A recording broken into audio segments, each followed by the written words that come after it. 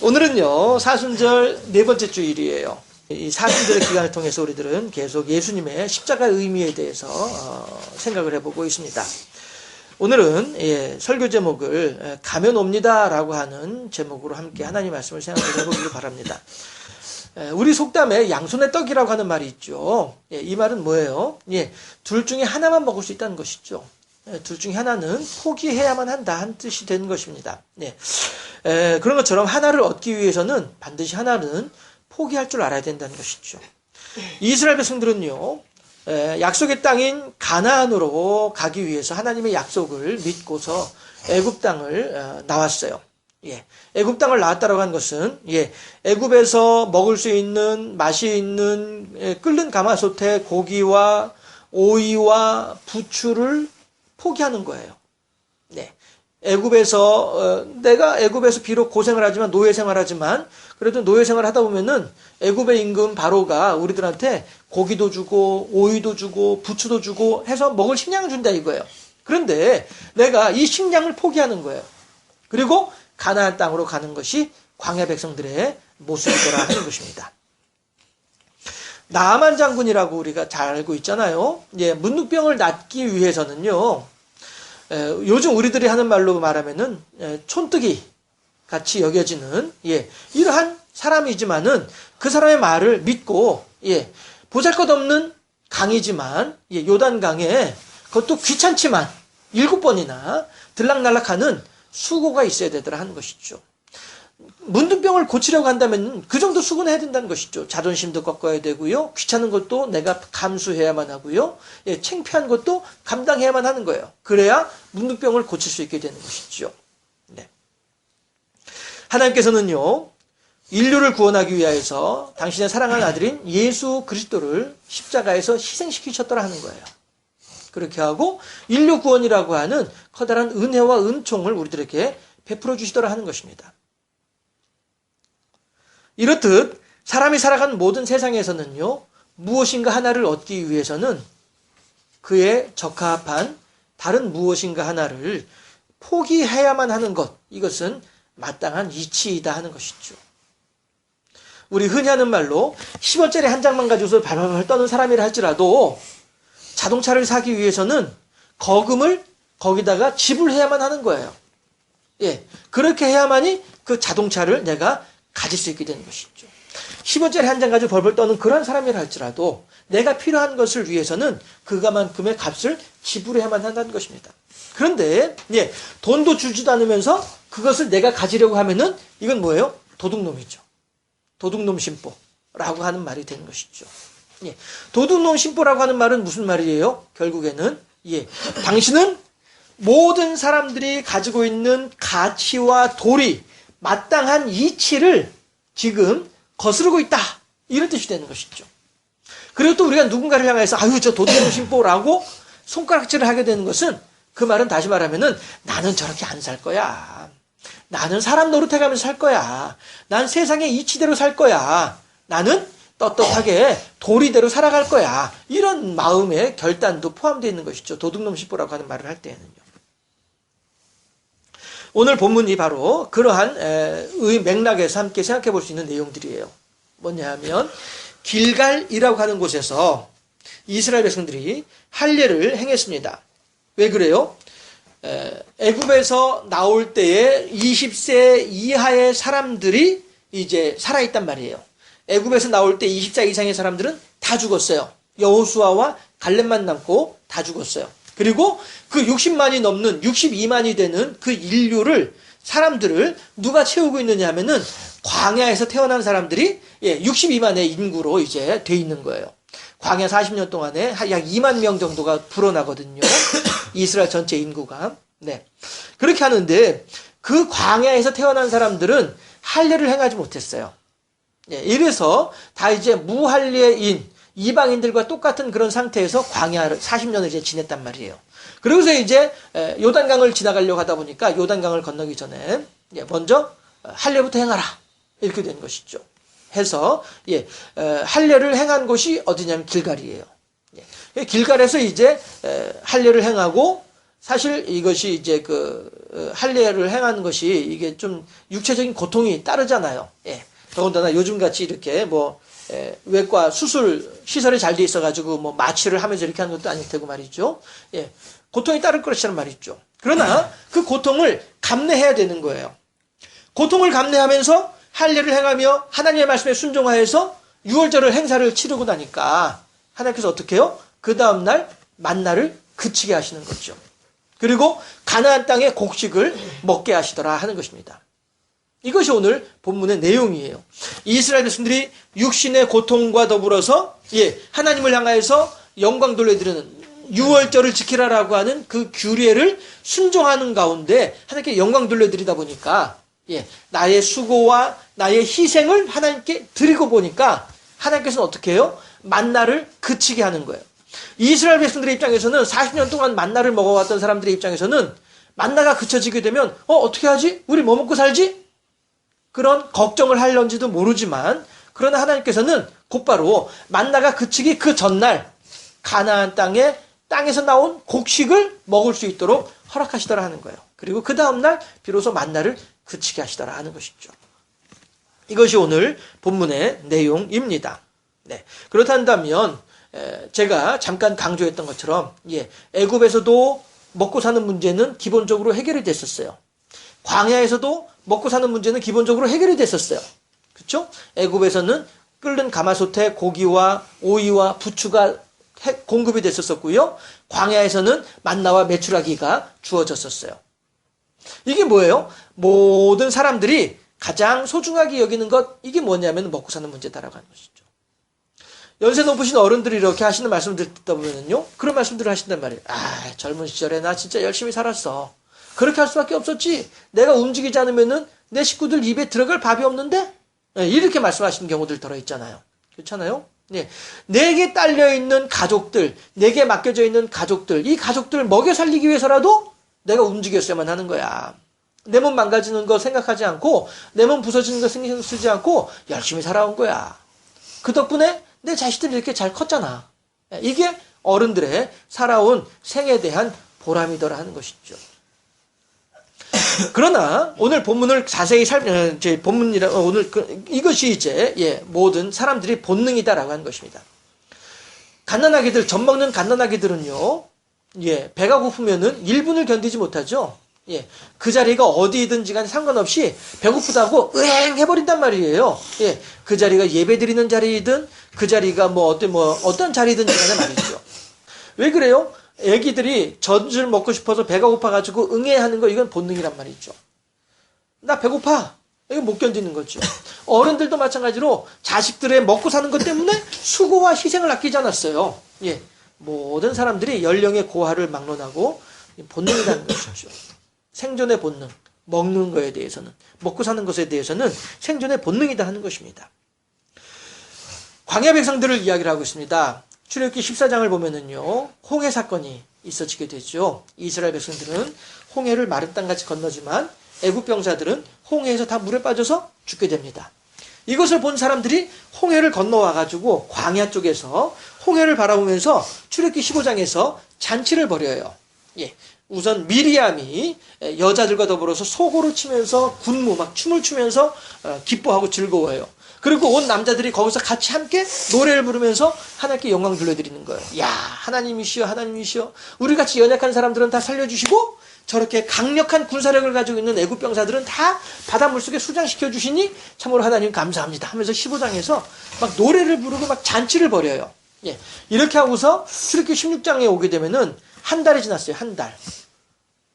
한 달이 지났는데 어떤 일이 벌어지냐 하면은 그 한 달 사이에 무슨 일이 있었냐 하면 이스라엘 사람들이 애굽에서 바리바리 챙겨왔던 식량들이 다 떨어졌어요.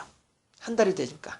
하긴 얼마나 많이 식량을 챙겨왔겠어요. 이 이스라엘 사람들이 애굽에서 나오면서. 그리고 한 달 지나니까 다 떨어졌어요. 다 떨어지고 나니까 어떻게 하냐면은 하나님을 향해서 원망하는 거예요. 출애굽기 15장에서는 하나님을 향해서 미친 듯이 막 기뻐하고 즐거워하고 하나님께 영광 돌려드리는 사람들이 출애굽기 16장에 와가지고는 먹을 것, 양식 떨어지고 나니까 원망하는 거예요. 여러분, 우리들은 어떨까요? 신앙생활 하면서도요, 그래도 내 좀 주머니에, 내 손에 좀 쥔 것이 있어야 내가 신앙생활을 하지. 아닌가요? 이스라엘 사람들은요, 손에 쥔 것, 이거 다 떨어지고 나니까 하나님을 향하여서 원망하고 있는 거예요. 우리들도 마찬가지로요, 예, 그런 경우 있을 거예요. 무슨 저부터만 하더라도 그러니까, 예. 그래도 그 전에 이제 뭐 이렇게 있으면은, 예, 뭐 좀 있으면은 아이고 하나님 감사합니다, 감사합니다 하지만은, 예, 그거 다 없어져 버려 나면은 이거 봐라, 이거 내가 지금 이거 뭐 이게 본능이더라 하는 것이죠. 본능이라기보다는 숨길 수 없는 습성이더라 하는 것입니다. 그렇지만 아까도 시작하면서도 말씀드렸던 것처럼, 예, 이 구름이 가득해서 마치 태양이 없는 것처럼 여겨지지만 그럼에도 불구하고 분명히 태양은 존재하고 있는 것처럼 하나님께서는 우리들에게 무엇을 원하고 계시느냐 하면은 이러한 어려운 때에, 이러한 환난의 때, 이러한 고난의 때에 과연 너의 믿음이 어디 있느냐, 이것을 물어보시더라 하는 것이죠. 논밭에 땅이, 들판이 이렇게 드넓게 펼쳐져 있지만은 거기에 씨앗을 뿌리지 않는다고 한다면 가을에 풍성한 열매는 거둘 수 없게 되는 것이 당연한 이치입니다. 바울이 고린도서에서 뭐라고 얘기를 해요? 많이 심는 자는 많이 거두게 될 것이고 적게 심는 자는 적게 거두게 될 것이다 라고 하는 것입니다. 그런가 하면 또 시편에서는 이런 얘기도 하죠. 울며 씨를 뿌리러 나가는 자는 기쁨으로 단을 거두게 될 것이다 라고 말씀을 하시죠. 그런데 그 단을 거둘 때에, 곡식을 거둘 때, 열매를 거둘 때에 예수님께서 뭐라고 말씀하시냐면은 30배, 60배, 100배로 거두게 된다라고도 말씀을 하고 계세요. 하늘의 만나는요, 애굽에서는 결코 볼 수 없는 것이죠. 아무리 구두쇠라고 할지언정 탐나는 자동차가 있으면 그만큼의 적합한 돈을 지불을 하고서야 내 주머니에서 돈이 나가고야 그 자동차를 내가 가질 수 있게 되는 것입니다. 마찬가지로 우리가 하나님으로부터 은혜를 받고 행복을 누리고자 한다면 그에 적합한 믿음의 행위가 필요하다는 것입니다. 내 손에 쥔 것이 있고 없고를 떠나서, 내 지금 주머니에 양식이 있고 없고를 떠나서 언제든지 하나님을 향한 감사를 해야만 하는 것이 사람의 마땅한 이치인 것처럼 우리들도 마찬가지로 내 손에 쥐어진 것이 있든 없든 상관없이 하나님의 은혜가 내게 임하든 안 임하든 상관없이 우리가 쉽게 말해서 흔히들 말하는 복이라고 하는 것을 얘기합시다. 예, 제가 평상시에 표현하는 복이 아니라, 예, 그냥 흔히들 말하는 복, 예, 그 복이라고 하는 것을 가지고 얘기를 할 때에도 내게 어떠한 복도 없다 할지라도, 내게 어떠한 복도 내리지 않는다 할지라도 우리들이 하나님을 향하여서 어떠한 마음을 가져야만 하겠느냐라고 하는 것입니다. 하나님께서는 그러했을 때에 우리들에게 많이 심으라는 거예요. 많이 심을 때에 하나님께서는 심은 것에 대해서 30배, 60배, 100배로 우리들에게 돌려주겠다라고 말씀을 하시는 거예요. 가야 오는 거예요. 가지 않으면 안 옵니다. 우리가 하나님을 향해서 무엇인가를 보내드려야만이 하나님으로부터도 무엇인가가 온다라고 하는 것입니다. 광야에서 이스라엘 백성들이 할례를 행하고 광야에서 이스라엘 백성들이 유월절을 지켜야 할 때에, 그럴 때에 비로소 하나님께서는 그 가나안 땅에 곡식을 먹을 수 있도록 허락해 주시는 거예요. 내 몸에 육신의 고통이 있고 내가 그동안에 겨우겨우 아껴서 모아놓은 것을 내어놓을 때에는 아깝죠, 힘들죠, 어렵죠, 괴롭습니다. 그렇지만 그것이 있고 난 뒤에 비로소 하나님께서는 우리들에게 주신다는 거예요.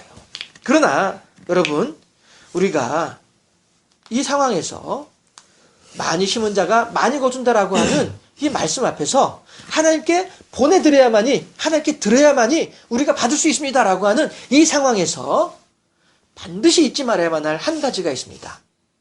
그것은 뭐냐 하면은요, 하나님은 이미 광야에서 이스라엘 백성들을 향한 만나를 이미 이전부터 마련해 놓으셨다는 사실이죠. 광야에서 애굽에서 나온 지 한 달이 돼가지고 이스라엘 백성들이 야, 우리 먹을 거 없어, 어떻게 하면 좋지? 우왕좌왕할 때, 그때야 비로소 하나님께서 겨우겨우 어떻게 만들어서 자 여기다 얘다 먹어라 이렇게 하시는 것이 결코 아니고요. 하나님은 이미 알고 계셨다는 거예요. 하나님은 이미 만나를 준비해 놓고 계시다는 것이죠. 하나님께서는 이미 이스라엘 백성들이 양식이 떨어지면 어떻게 할 건지에 대해서 알고 계셨다는 거예요. 다만 그때까지 기다리시는 거죠. 왜요? 너의 본 모습을 알아야 되니까. 우리들의 손에 무엇인가 쥐어진 거 있을 때에는 우리가 신앙생활을 잘한 것처럼 보이지만 우리들의 손에 아무것도 없을 때 우리들은 낙심하고 절망하고 이상해지는 마음들, 하나님은 알고 계신다는 거예요. 그러나 하나님께서는 알고 계시면서도 우리들이 그러한 나락에까지 빠지도록 내버려 두신다는 거예요. 경상도 말로 쳐내버려 두는 건가요? 아니죠. 깊은 관심 속에서 바라보고 계시는 것이죠. 지난주에도 생각했던 것처럼 네가 이 정도는 견딜 수 있을 거야. 그치? 너 요 정도 고난은 얼마든지 견딜 수 있겠지? 그래. 자, 요 정도에선 너는 못 견딜 것 같아. 그럼 내가 도와줘야지. 이거란 말씀이죠. 하나님께서는요, 이미 우리들을 위한 모든 것들을 다 준비해 놓고 계시는 거예요. 예. 우리들의 인생 속에서, 우리들의 삶의 과정 속에서 네가 몇 살 때에는 어떤 일을 해야 되고, 몇 살 때는 무슨 일을 감당해야 되고, 몇 살 때는 어떻게 일을 처리해야 되고, 다 알고 계신 하나님이시란 말씀이에요. 그리고 그에 대한 해결책까지도 미리 다 가지고 계신 하나님이란 말씀이시죠. 그렇지만 하나님은 기다리시는 거예요. 어느 때까지요? 애굽 사람들이 애굽에서 가지고 나온 양식이 떨어질 때까지 기다리시는 거예요. 그나마 알량하게 가지고 있는 내 자존심이 다 구겨질 때까지 기다리시는 거예요. 그나마 알량하게 남아있는 내 주먹을 믿는 이 믿음이 사그라들 때까지 기다리시는 거예요. 그리고 그때가 됐을 때에 하나님께서 아시는 그 시간이 있죠. 예. 지난주에도 그랬잖아요. 과연 나는, 우리들 각자는요, 얼마만큼의 시험과 얼마만큼의 환난을 이겨낼 수 있는 능력이 있는지 우리들은 알지 못해요. 왜냐하면 우리들은 그런 극한 상황에까지 안 가봤으니까요. 지난주에도 그런 말씀 드렸었죠? 아이고 목사님 그런 말 하지 마시오. 내가 얼마나 힘들게 살았는데. 아니에요. 하나님께서는 다 알고 계시는 거예요. 하나님께서는요, 그 사람이 그 정도 고난을 이겨낼 수 있다라고 하는 것을 알고 계시기 때문에 그만큼의 고난을 주신 거예요. 그리고 어떤 사람은 그것조차도 견디지 못하는 사람들이 있기 때문에 그런 사람들한테는 그만큼만 주시고서 헤어나게 해주시는 거예요. 우리들은 아직 어느 누구도 우리가 견딜 수 있는 극한 상황에까지 가본 사람들은 아무도 없어요. 왜? 피할 길을 내사, 우리들로 하여금 그 길을 피하도록 하신 분이 하나님이시기 때문에 그래요. 마찬가지로 오늘 우리들도 마찬가지로요. 내 손에 있는 것이 다 없어질 때까지 하나님은 기다리시는 거예요. 내 속에서 나의 본 모습이 다 드러날 때까지, 하나님을 향한 나의 본 모습이 어떠한지 드러날 때까지 하나님은 기다리시는 거예요. 그랬다가 그 하나님의 그 합당한 때가 됐을 때에 그때 우리들에게 탁 주시는 거예요. 얘다 여기 있다. 그럴 때 우리들은 그것을 가지고서 아이고 하나님 감사합니다. 이렇게 되는 것이죠. 하늘의 별은 벌건 대낮에는 보이지 않습니다. 오늘도 마찬가지로 저 하늘을 아무리 쳐다본다 할지라도 태양은 보이진 않습니다. 그렇지만 캄캄한 밤이 되면 반짝반짝 빛나는 별을 볼 수 있게 됩니다. 마찬가지로 이 구름이 걷혀지게 되면 우리들은 또 하늘을, 태양을 보게 될 것입니다. 눈에 보이지 않는다고 해서 없는 겁니까? 안 보인다 할지언정 있는 것입니다. 하나님의 사랑이, 하나님의 은혜가, 하나님의 자비가 내 삶 속에 전혀 없다라고 여겨지는 그런 절망과 낭망의 순간에 처해 있다 할지언정, 그럼에도 불구하고 하나님은 여전히 나를 사랑하고 계시고, 그럼에도 불구하고 여전히 하나님께서는 나를 위한 모든 것들을 예비해 놓으신 줄로 믿으실 수 있기를 주님의 이름으로 축원합니다. 마치 우리가 잘 알고 있는 예화와도 같이요, 어린 손녀의 막대사탕과도 같은 것입니다. 하나님께서는요, 이미 할아버지가 손녀를 위해서 10,000원짜리 지폐 한 장을 준비하고 있는 거예요. 그리고서는 막대사탕 다오 하는 거예요. 어린 손녀는 그 막대사탕이 너무나도 맛이 있고 너무나도 달고 단데 이것을 내어놓기가 너무나도 어렵지요.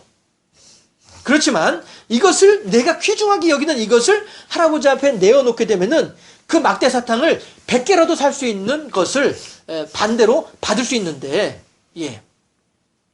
우리들이 하나님을 향하여서 우리가 가지고 있는 하찮은 보잘것없는 막대사탕 하나를 하나님께 드리게 되면 하나님께서 우리들에게 10,000원짜리 지폐를 주시는 분이 하나님이시다 하는 것이죠. 그러면 우리들은 이렇게 생각할 수 있을 것 같아요. 아유 하나님, 그러면은 막대사탕 주기 전에 먼저 10,000원짜리 먼저 주면 안 돼요? 라고 얘기할 수 있겠죠. 그러나 하나님은 이미 말씀드렸던 것처럼 우리들의 믿음의 본질이 어떠한지를, 우리조차도 알지 못하는 내면의 모습이 어떠한지를 하나님께서는 알게 되기를 바라신 분이 하나님이다 하는 것입니다. 그리고 그렇게 수고하고 헌신할 때 하나님께서는 우리들에게 하나님의 풍성한 은혜와 은총을 베풀어 주시더라 하는 것입니다. 왜 울며 씨를 뿌리러 나가는 것입니까? 아이고, 내가 지금 몇 날 며칠을 굶어가지고 이 씨앗을 가지고서 이 벽씨 가지고서 밥을 해먹으면은 내가 배가 부를 텐데 이걸 갖다 땅에다 흩어야 되나? 이것이 아까우면 울며 씨를 뿌리러 나갈 수밖에 없는 것이죠. 아이고, 내가 좀 더 잠자고 싶은데 말이야. 내가 잠도 못 자고 말이야. 내가 이렇게 고생을 하러 또 나가야 되나? 이렇게 생각하면은 울며 씨를 뿌리러 나갈 수밖에 없는 것입니다. 얼마나 어리석은 사람들이에요. 얼마나 어리석은 농부의 모습입니까? 울며 씨를 뿌리러 나간다라고 하는 말은 어리석은 우리들의 모습을 그대로 드러내고 있더라라고 하는 것입니다. 그렇지만 하나님께서는요, 그럼에도 불구하고 엉엉 울면서 나갔다 할지언정 밭에 나가서 수고를 하고 밭에 나가서 노력을 하게 되면 하나님께서는 기쁨으로 단을 거둘 수 있도록 돌봐주시겠다라고 약속하신 분이 하나님이시다는 것입니다. 길갈에서 할례를 행하는 고통을 견디고 유월절을 지켜 하나님께 영광을 돌려드릴 때에 하나님께서는 광야 백성들을 가나안 땅으로 건너갈 수 있도록 해주셨고 비로소 하늘의 만나를 그치고 그 땅의 양식을 먹을 수 있는 복을 주고 계시는 것을 우리들은 보게 됩니다. 예수님께서는요, 하나님을 향하여서 십자가의 고난을 드릴 때에 하나님께서는 예수님에게 인류 구원의 상급을, 은총을 베풀어 주시는 것을 우리들은 이 사순절 기간 중에 계속 묵상하고 있습니다. 우리들에게 있는 자그마한 것을 하나님께 드릴 때 하나님께서는 우리들이 감당할 수 없는 30배, 60배, 100배의 은혜와 자비를 이미 예비해 두고 계시다라고 하는 사실을 우리들이 마음에 더욱더 굳게 간직하고 믿으면서 더욱 하나님께 드리기를 힘쓰고 애쓰는 하나님 제일주의 아름다운 신앙의 사람으로 세워지는 우리 모두가 되어질 수 있기를 주님의 이름으로 축원합니다. 기도하겠습니다.